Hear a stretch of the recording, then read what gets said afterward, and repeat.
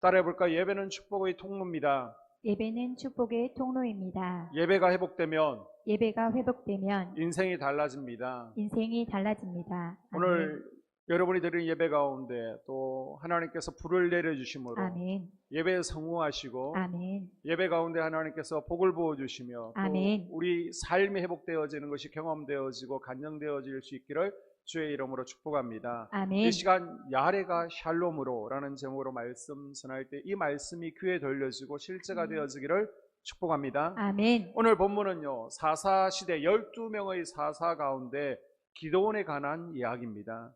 이스라엘이 가나안 신들을 섬기고 범죄할 때 하나님께서 징계하시죠. 미디안이라는 족속을 손에다가 이스라엘을 7년 동안 붙이셨습니다. 다른 그 어떤 족속 때보다도 더 학대가 심하고 이스라엘이 고통을 받게 됩니다.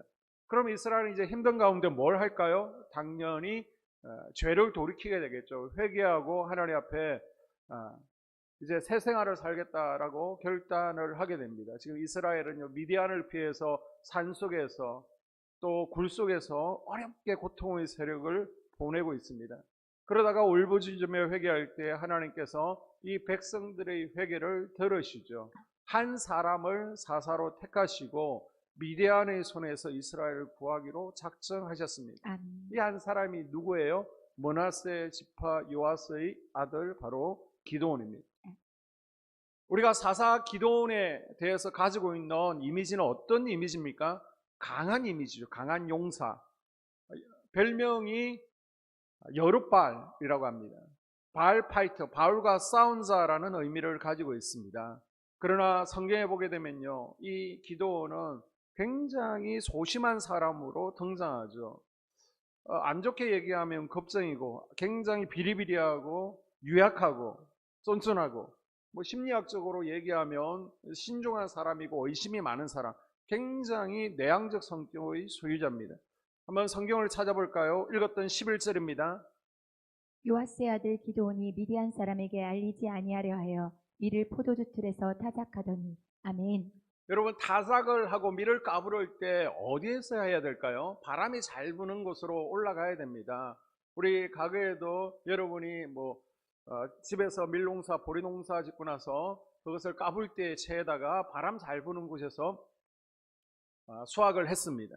당연히 바람이 잘 부는 대로 언덕으로 올라가야죠. 그러면 혹시나 미디안 사람들이 쳐다보고 공격할까봐, 미디안 사람들에게 발각될까봐 바람이 잘 부는 언덕이 아니라 포도주 틀 안에서 숨어서 타작을 하고 있습니다. 그만큼 작은 일에도 벌벌 떨고요, 겁이 많고 소심한 인물이 기드온이었습니다. 하나님께서 사사 기드온에게 너를 쓰겠다 불렀습니다. 너를 구원자로 삼았으니 너는 이스라엘을 구원하라고 말씀하십니다. 그리고 나서 하나님께서는 이 연약한 기드온을 훈련하시죠. 담력을 키워주기 위해서, 강한 자로 만들기 위해서 첫 번째 임무를 맡기셨습니다. 그게 뭐냐? 개혁은 먼저 너네 동네부터 시작하라는 것입니다. 그래서 그 동네에 있는 우상 숭배하는 제단, 바알과 아세라를 섬기는 제단, 그리고 신상을 부수라고 합니다. 그런데 사실 그 동네 바알 아세라 신전은요, 그 아버지 요아스가 관할하고 있습니다. 기드온의 아버지는 바알과 아세라를 섬기는 일에 거의 주동자 역할을 하고 있었습니다. 이것은 가나안 땅의 우상 숭배가 이스라엘 백성들 생활 가운데 얼마나 깊이 뿌리 박혀 있는가를 보여주는 것이죠. 바알을 숨겨놓고 몰래 집에서 섬기는 것이 아니라 아예 동네 자체가 집단적으로 하나님을 섬겨야 될 이스라엘 백성들이 드러내놓고 섬기고 있고요, 족장의 지도자가 앞장서서 섬기고 있습니다. 하나님께서 이것을 없애라라고 했지만 기드온은요, 소심하고 두려움이 많습니다. 그래서 낮에 바알 제단과 아세라 신상을 허물러 갔다가는 동네 사람들이 공격을 받을 것 같으니까, 죽임을 당할 것 같으니까 낮에는 도저히 이 동네 사람들, 가족, 친척들을 대적하지 못하고 밤에 몰래 가죠. 하나님의 명령이니까 순종을 해야 되긴 해야 되겠고, 차마 낮에는 가지 못하고 밤에 가서 신전을 허물고요, 우상을 다 깨버립니다. 자, 그 다음날이 되었습니다. 이 아비에셀 주민들이 누가 이랬느냐 막 화가 난 거예요. 추적 60분을 해보니까 기드온이 범인입니다. 이렇게 기드온은요, 굉장히 소심하고 겁이 많고 비리부리하고 겁쟁이였습니다. 이런 기도원이 7장에 보게 되면 13만 5천이라는 미디안 연합군과 대적했어요. 고작 300명의 군인을 데리고 무찌르 넣은 전쟁의 용사, 강한 이미지로 등장하고 있습니다. 아니 그 앞장 6장만 보더라도 미디안 연합군의 침공 앞에서 부들부들 떨고 있는 거예요. 이런 기도원이 어떻게 두려움의 자리를 떨쳐 일어나서 나라와 민족을 살리는 불시 용사가 될 수 있었을까요? 자, 우리도 기도원처럼요 두려움이 있습니다. 걱정, 염려가 있습니다. 건강의 문제 때문에 아니면 직장 문제로 과연 내가 이 직장에서 노후까지 보장받을 수 있을까? 노후의 문제. 또 대부분이 이제 자녀들로 인한 걱정이 제일 크죠. 자녀들의 학업 문제나 또 부부의 문제나 손주의 문제나 대인관계 또 군대를 보내놓고 안전을 염려할 수 있습니다. 이 두려움들을 어떻게 극복할 수 있는지 기도를 통해 지혜를 얻을 수 있기를 바랍니다. 아멘. 기도원이 가진 두려움의 히브리 원어는요. 두려움은 야레입니다. 야레. 따라해볼까요? 야레. 야레. 우리에게도 두려움이 있습니다. 그런데 하나님께서는 두려움에 빠져있는 기도원에게 안심하라라고 말씀하시는데요. 이 안심하라는 원어가 샬롬입니다. 따라할까요? 샬롬. 샬롬. 샬롬은 우리가 잘 아는 것처럼 평안하다, 평화라는 의미를 가지고 있습니다. 다시 말하면 하나님은 야레, 매사에 소심하고 걱정이고 작은 일에도 벌벌 두려워 떨고 어떻게 할까 마음 졸이고 있는데 이 13만 5천이라는 군대 앞에서 두려워 떨고 있던 기도원에게 이제 야레를 떨쳐버리고 아멘. 샬롬을 누리라는 말씀이에요. 아멘. 두려움의 자리에서는 아무것도 할 수 없습니다. 이스라엘 군대 면제 조건 가운데 하나가 뭐예요? 두려움에 뜨는 자는 돌아가라는 거예요. 전쟁에 참여할 수 없다는 겁니다. 그런데 기도는 어떻게 이 두려움을 이겨내고 450대 1이라는 300명으로 13만 5천을 대적해서 승리의 주인공이 될 수 있었을까요? 한번 따라해 볼까요? 영적인 경험이 있어야 됩니다. 영적인 경험이 있어야 합니다.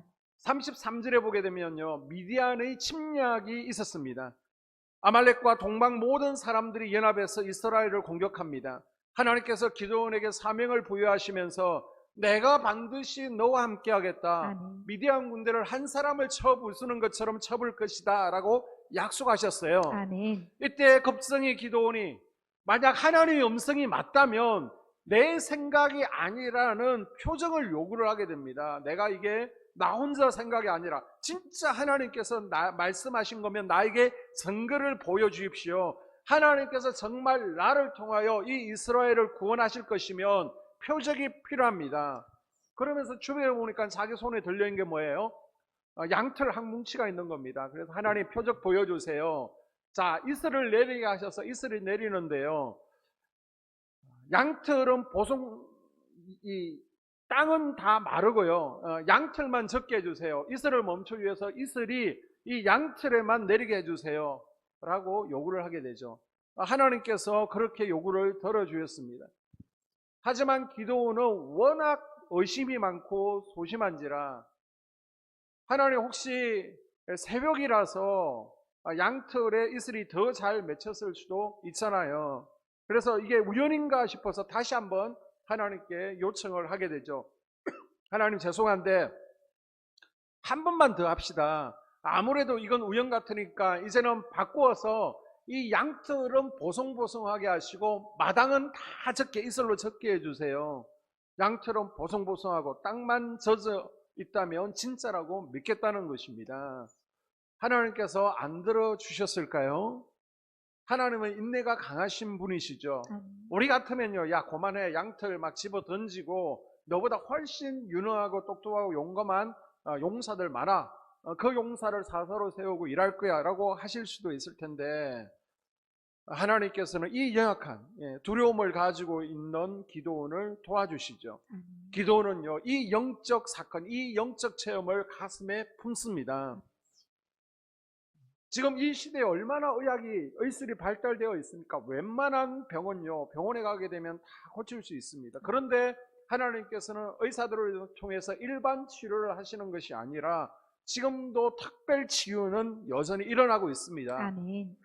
왜 하나님께서 모든 아픈 이들을 병원에 보내시는 것이 아니라 교회 내에서 하나님 품 안에서 특별하게 치유를 해 주시는 걸까요?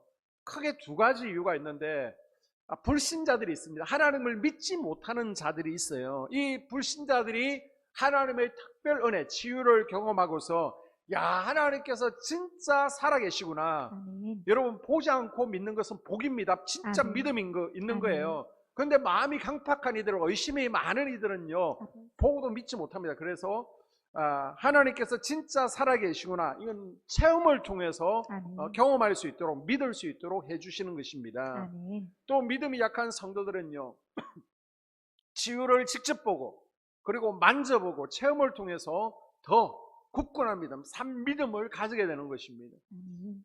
그동안은 다른 분들이 하나님께서 고쳐주셨어요, 하나님께서 나에게 이렇게 역사하셨어요, 이런 간증들을 교회에서 많이 듣고 또 방송을 통해서 들었는데, 그리고 머리로만 알고 있었는데, 보지 않고 믿는다라고 했었는데, 이제는 보고 믿는 거예요. 듣고 믿는 것입니다. 아멘. 만져보고 내가 체험이 있기 때문에 믿는 것입니다. 아멘. 우리는 찬양하지 않습니까? 예수 예수 믿는 것은 받은 선거 많도다. 아멘. 예수 예수 믿는 것은 받은 선거 많도다. 그럼 옆에서 사단 마귀가 와서 찬양하는데 속삭이죠. 거짓말이야, 거짓말이야. 여러분, 간증이 있어야 걱정과 두려움을 몰아내고 이겨낼 수 있습니다. 아멘. 신앙생활을 하다 보면 대적의 위협 앞에서 우리가 두려움과 불안을 느낄 수 있습니다. 기도에도 응답이 없을 때에 문제 가운데서 나를 즉시 건져내 주지 않을 때 우리는 흔들리게 되죠. 자, 13절에 보게 되면 기도원도 하나님께서 함께 하시지 않는다, 하나님께서 우리를 버리셨다, 하나님께서 우리와 함께 하신다면 우리가 이렇게 고통당하고 어려울 수 있느냐라고 따집니다. 이런 경우에 나를, 그리고 우리 가정을, 우리 자녀들을 지키시고 보호해 주셨던 과거의 영적 체험들, 영적 간증이 있으면 그것을 붙들고요, 그때 우리와 함께 하셨지, 아멘. 하나님은 살아계시지, 아멘. 흔들리지 않는 거예요. 아멘. 나를 만나 주셨던 은혜의 현장, 내 기도에 응답하셨던 영적 사건을 떠올릴 수 있어야 됩니다. 아멘. 그래, 비록 내 기도에 지금 응답하지 않으셔도, 지금 나를 문제 가운데서 건져내 주지 않으셔도 하나님은 여전히 살아계시지. 아멘. 하나님은 나와 함께 하시죠. 왜? 과거에도 함께 하셨으니까. 그때 내가 어려운 가운데 주님께서 함께 하심의 증거를 보여주셨으니까 붙들 수 있는 겁니다. 아멘. 비록 내게 두려움이 엄습하고 연약함이 여전히 내 안에서 꿈틀거리고 있지만은, 이미 주님께서 십자가에서 사단의 머리를 짓밟았다. 내가 비록 흔들릴지라도 나는 다시 홍해를 건너서 이집트 옛날로 돌아가지 않는다, 두려움에 쓰러지지 않는다, 선포할 수 있기를 바랍니다. 아멘.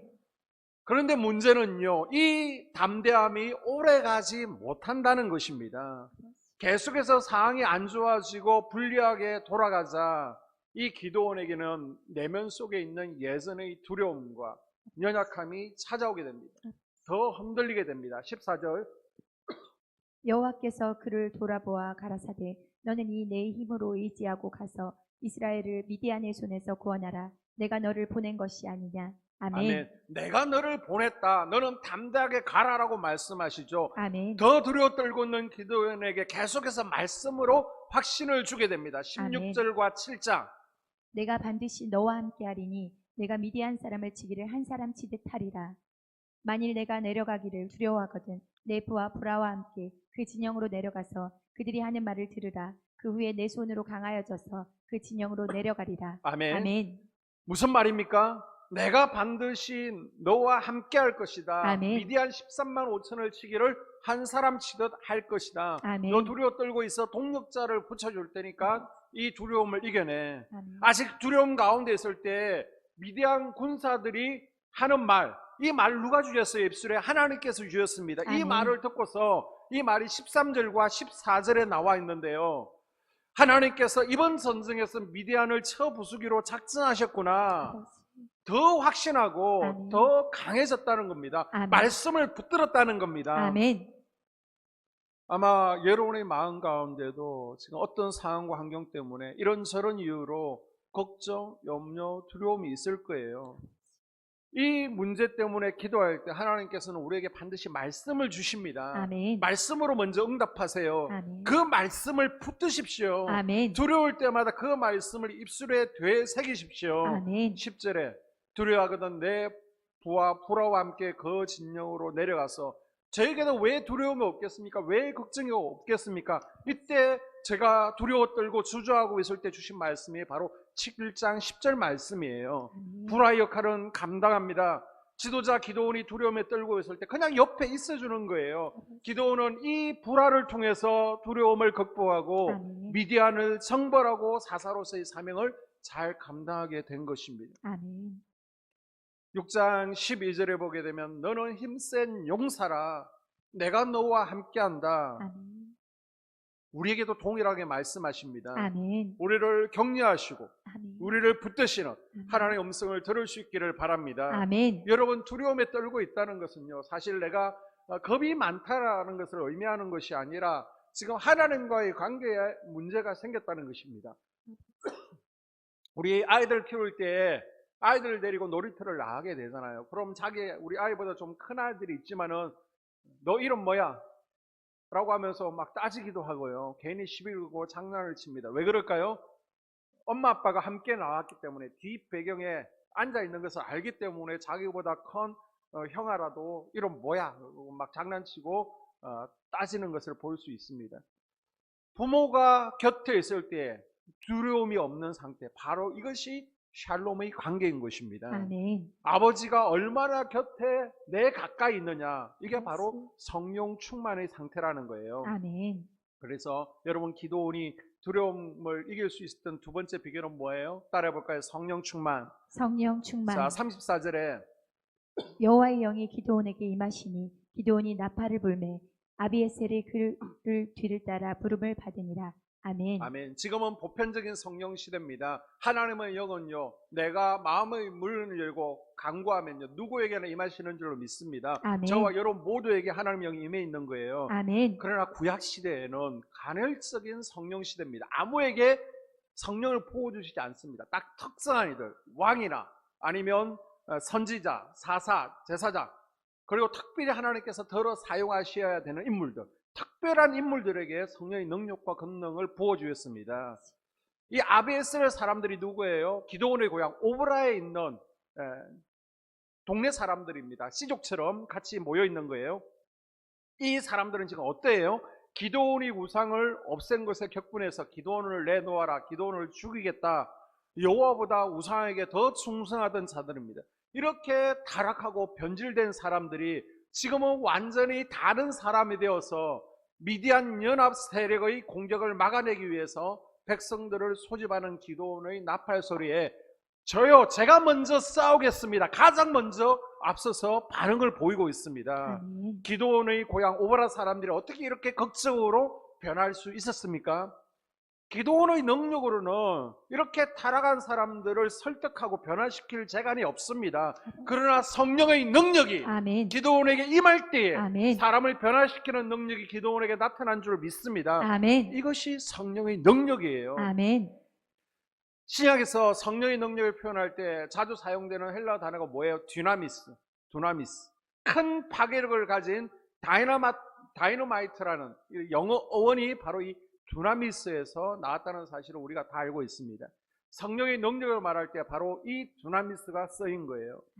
우리 마음 가운데 있는 걱정, 염려, 두려움을 몰아내고 변화시킬 수 있는 능력은 오직 성령의 능력인 줄로 믿습니다. 아멘. 우상 숭배의 앞잡이가 되어서 기드온을 죽이려고 했던 아비에셀 사람들을 변화시킨 능력도 역시 성령의 역사입니다. 아멘. 성령의 능력이에요. 아멘. 기드온의 능력으로는 할 수 없지만 하나님께서 그에게 성령의 두루마리를 입혀 주시니까 아멘. 두려움이 제거되어지고요. 아멘. 하나님의 능력을 입은 하나님의 사람이 되었습니다. 아멘. 여러분 성령이 임하시면 담대해지는 거예요. 아멘. 막 간이 붙는 거예요. 아멘. 베드로와 요한을 보십시오. 예수님이 십자가에 잡혀 돌아가실 때도 나는 모른다 부인했습니다. 저주했습니다.